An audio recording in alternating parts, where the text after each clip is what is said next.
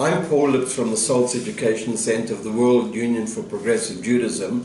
We represent some 2 million constituents around the world and over 50 different communities. The topic today is the whole issue of the Knesset elections on the 17th of March this year, 2015. And I want to entitle my presentation, The Politics of Contradiction. There are many ways of understanding Israeli politics, and traditionally one speaks about the development of the system, the fact that this is a proportional representation environment, but I want to look at it from a slightly different perspective. In a certain sense, you can divide the Israeli voter into two sections, and unfortunately, as I'm speaking today, a few days after the tragic events in France, I think that will also explain something that will be happening as late as March this year. The one perspective is what I might call living a life.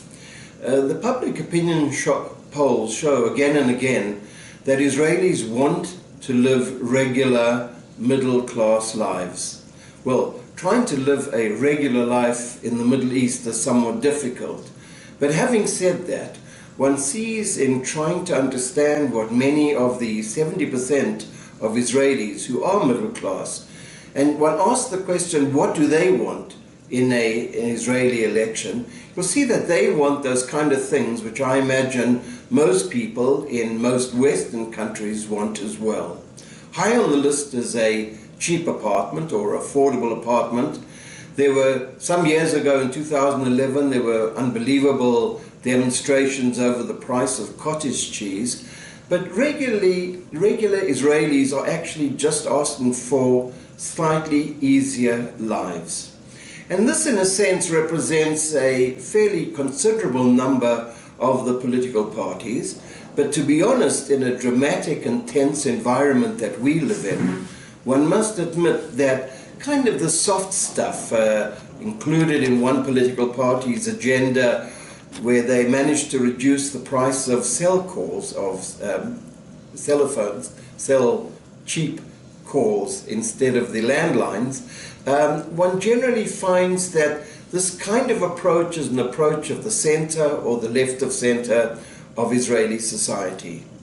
The other approach which comes up again and again, and this unfortunately is one of our tragedies, is a position that I might call let's get real.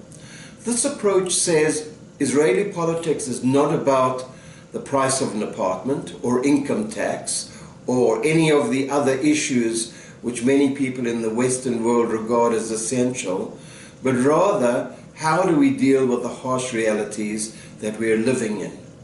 And one doesn't have to repeat yet once again that there is probably no area of the world which at the moment is more complex and in many ways more frightening than the Middle East.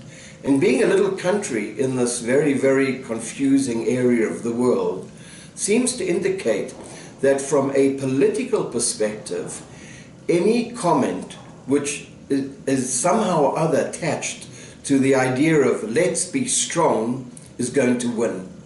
And therefore, in terms of the reality of Israeli politics, while many people might go into the voting booth and say, I'm going to vote for a better life, in a fairly Western kind of sense, when push comes to shove, the floating vote, which is so important in Israeli politics, probably goes for how can we be strong. And I just have to emphasize that in terms of the immigrant population, and immigration is a vital component of Israeli society, not only in terms of numbers, but in terms of atmosphere as well. When one looks at the immigration trends of the last 10 years or so, or even earlier, one constantly finds that immigrants coming to this country want Israel to be strong. To be honest, many of them come from societies where the reason they left their countries was because of the insecurities that they felt. Sometimes it might be general anti-Semitism, sometimes it might be more directed, a sense of anger on behalf of the Muslim population towards a very specific minority group, in this case the Jewish population. And therefore those voters who might vote for center-left are not the immigrants coming to Israel.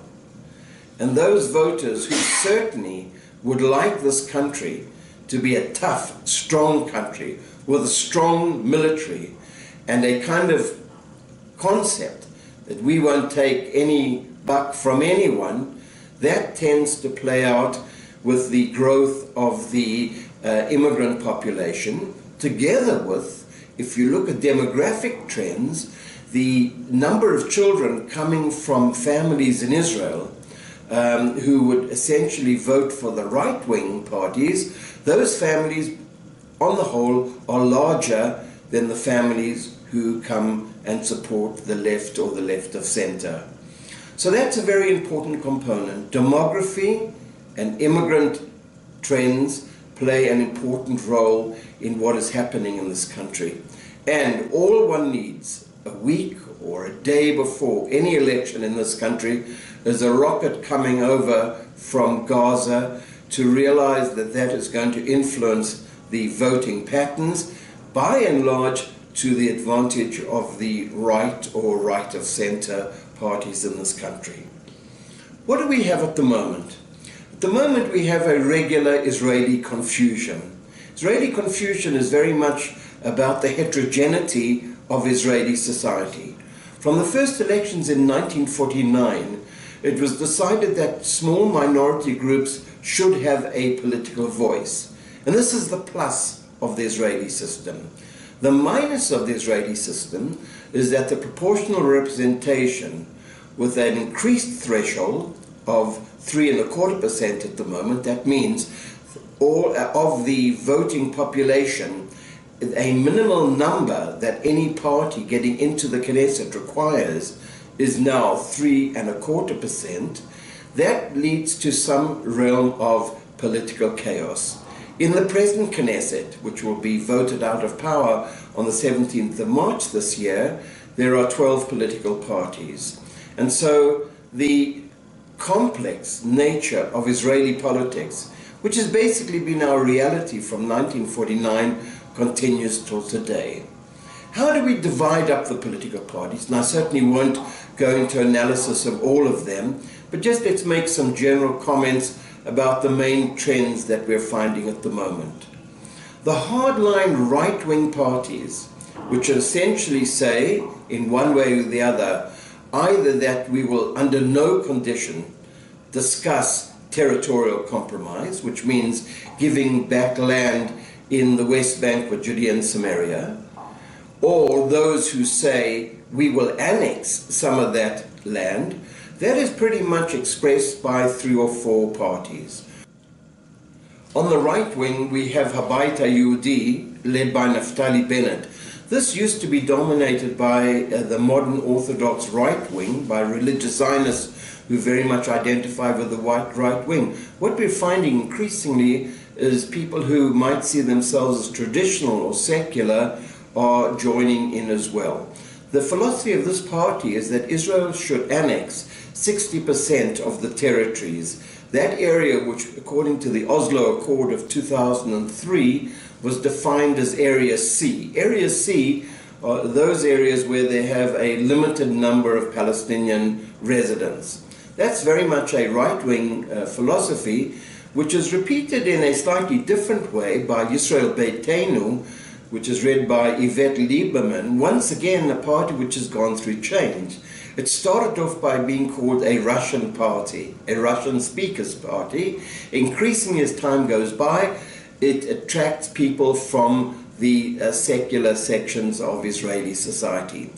Their attitude is also very intolerant of any concept of territorial compromise, and some of the members of the Yisrael Beitenu party have suggested that there should be a territorial exchange, that those areas of Israel in what is called the Arab Triangle will be handed over to the potential Palestinian state in the future, and Israel will receive other territories. This is a less than subtle way of saying, how do we reduce the number of Israeli Palestinian citizens of the State of Israel. We go on to Likud, which has a very good chance once again of being the largest political party in the coming elections. They speak about a situation, Bibi Netanyahu speaks about a situation of no territorial compromise under any conditions.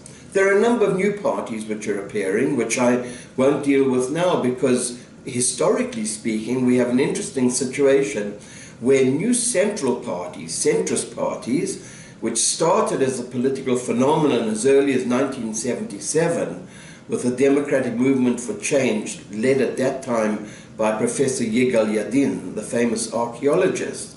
Historically speaking, we have found since 1977 till today that new centrist parties are going to exist just for one or two elections, and in the coming election we're going to probably see the tremendous decline of a party which defined itself as a centrist party, Yesh Atid, led by the TV personality Yair Lapid, which is clearly going to go through some major decline. One of the reasons is centrist parties in this country have some trouble in trying to explain their perspectives in a clear language, and Israelis apparently, in the political realm in particular, want clear language.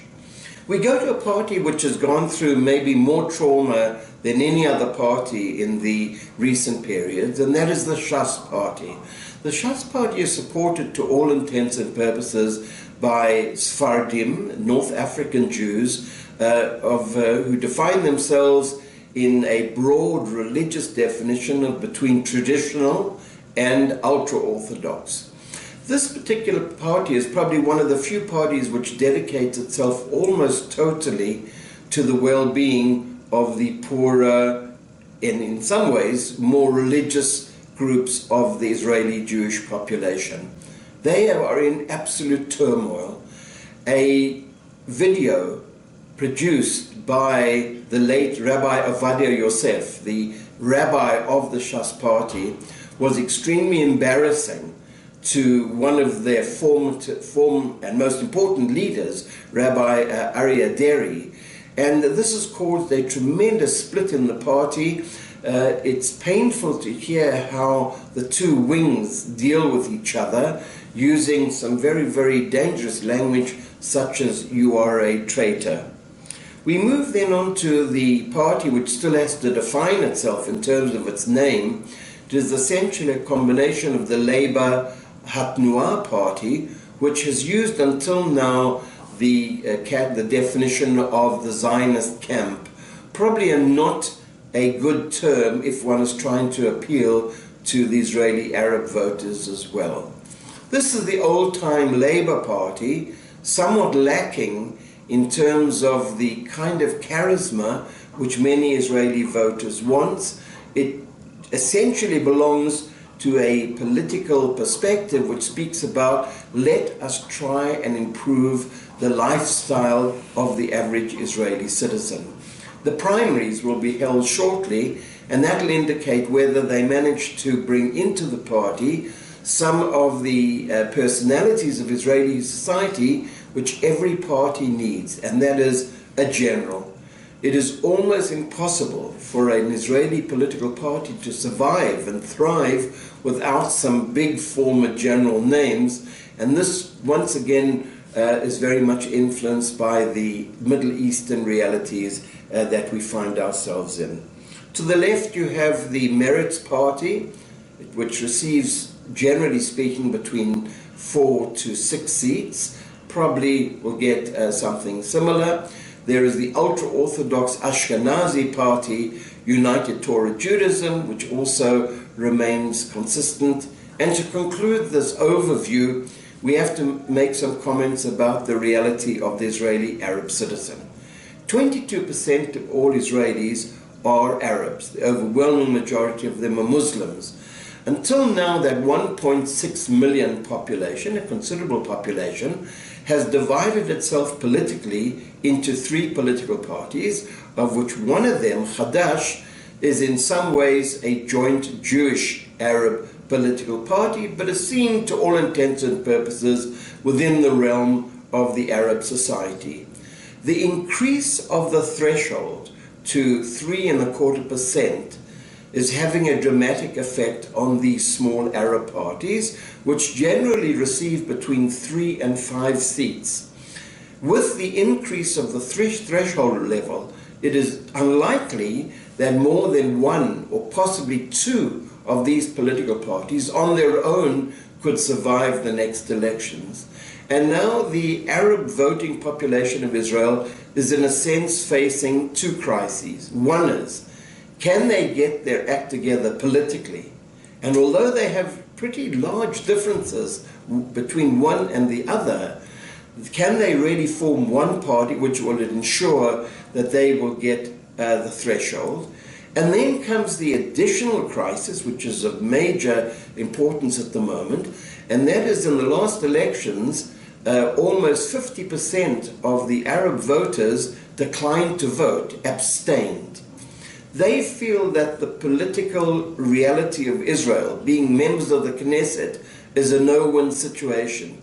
And therefore, while the Arab voter does not vote for the parliament, the Knesset, they do vote at a very high percentage for the municipal elections.